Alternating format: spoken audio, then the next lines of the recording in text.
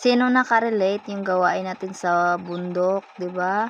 Buhay probinsya, araw-araw magpapakain ng hayop, magpapainom ng hayop. Ngayon nga magpapainom ako ng baka namin. Ito yung baka namin na ito ay binili ng biyanan ko, pinaalaga sa amin para daw pag lumaki na yung anak ko kahit papano ay may maparte kami. Malaking opportunity na rin yun para sa amin, hindi na kami bibili. 'Di ba? Isang babaeng baka po ito. Pinapaamo ko kasi grabe kailap ito. Minsan pinapakain ko ng asin para magtaba. 'Yun ang payo ng iba. Ewan ko lang kung totoo. Kayo mga ka-farmers, anong masabi niyo? Totoo ba 'yun? Nakakataba ng baka pag pinapakain ng asin? Pinapaamo ko nga yan, minsan sinusuwag yung puwet ko, nakakainis. Minsan natutuwad na lang ako, bigla niya ako suwagin.